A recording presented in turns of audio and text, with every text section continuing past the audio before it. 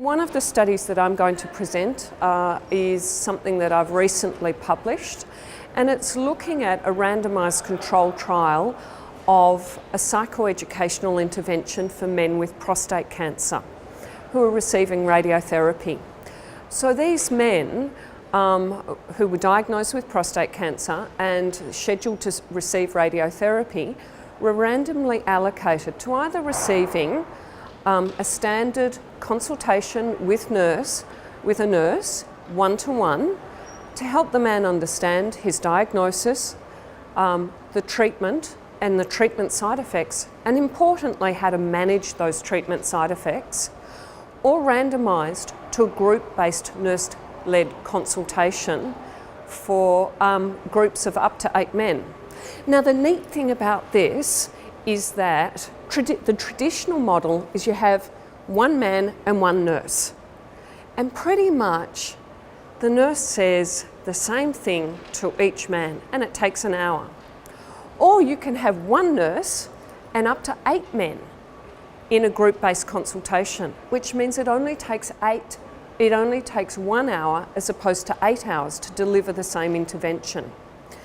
Now, what I actually found was that there was no difference in terms of quality of life, treatment side effects, perceived severity of treatment side effects, but there was a difference in men's depression.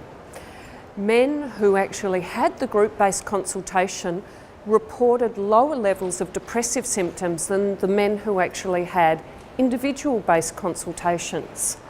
And this is because the men actually formed their own support group. Even though that wasn't the stated objective, men formed their own support group and they supported themselves through the process of receiving radiotherapy, but also into survivorship.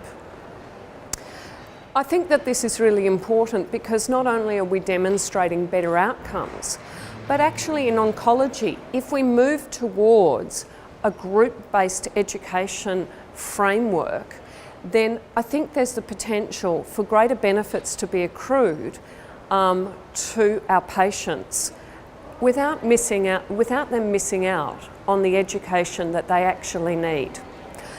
So that's just one example of one of the studies. I'm doing a number of other randomised control trials, which I'll touch on briefly in my presentation. I'll touch on looking at audio recordings for immigrants who don't speak English. And so you can imagine, as we know in consultations, patients routinely forget a lot of information that is delivered by the clinician. And we know that in English-speaking populations, providing them with an audio recording improves their recall and their understanding and their engagement with treatment-making decisions. But when you're an immigrant and you actually have an interpreter there interpreting everything that the doctor says, you can imagine that the confusion, the inability to recall what was said would have to be far greater.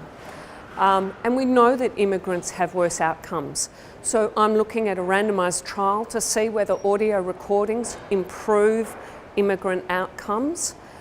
I'm also looking at another study which is a online intervention for men with low risk prostate cancer. And this is a decision aid to help men decide which kinds of treatment would best suit them.